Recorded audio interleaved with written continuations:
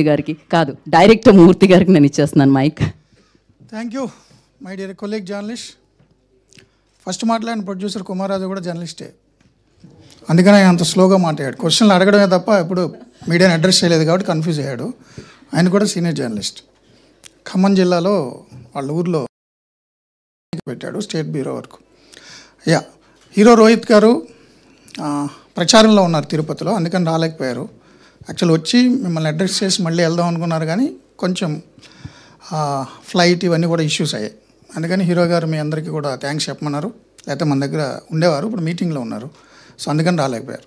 So producers Surendranath గారు, కుమార్ రాజా, ఆంజనేయులు గారు చాలా మంచిగా ప్రొడక్షన్ వాల్యూస్తో సినిమా తీయడానికి కోఆపరేట్ చేశారు. పర్ఫార్మెన్స్ మీరు చూశారు టీజర్లో, ట్రైలర్లో. అండ్ హీరోయిన్ సిరి, నేను ఫస్ట్ సినిమా చేసినప్పుడు హీరోయిన్గా తెలుగు అమ్మాయికే ఛాన్స్ ఇవ్వాలని అనుకున్నాం.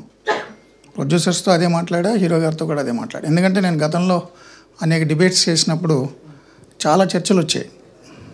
స్థానికులకి ఎందుకు ఇవ్వరు, ఎస్పి బాలసుబ్రహ్మణ్యం గారు, కోట శ్రీనివాసరావు, ఇలాంటి అందరి ఇంటర్వ్యూలు నేను చేశాను. సో టాలెంట్ ఉన్నా ఎందుకు స్థానికులకి ఇవ్వరు, ఎక్కడి నుంచో ఎందుకు తీసుకొస్తారు, అవసరమైతే తప్పదు. మంచి performance, call sheets, dates adjust అవ్వకపోతే ఎక్కడి నుంచి తేవచ్చు.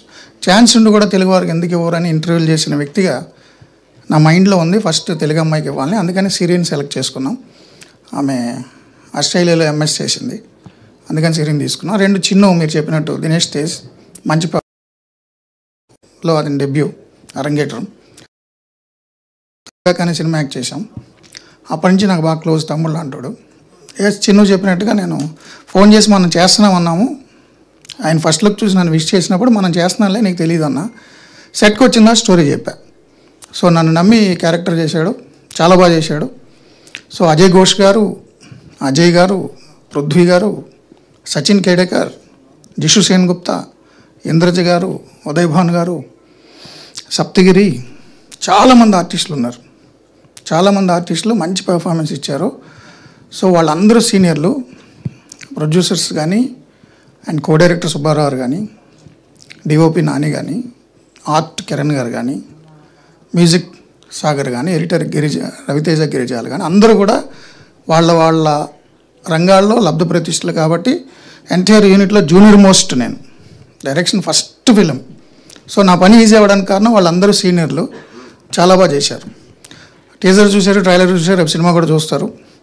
ఈ సినిమాలో జర్నలిస్ట్ హీరో. దయచేసి మీరు, నాకు తెలిసి ప్రొడ్యూసర్స్ అరేంజ్ చేస్తారు, మీరు మూవీ చూడొచ్చు ముందే మీకోసం, ప్రత్యేకించి జర్నలిస్టుల కోసం. సో ఈ సినిమాలో జర్నలిస్ట్ హీరో. ఏం క్వశ్చన్స్ ఉంటే అడగచ్చు. మనం దానికంటే ముందు చైర్స్ వేసేసేయండి.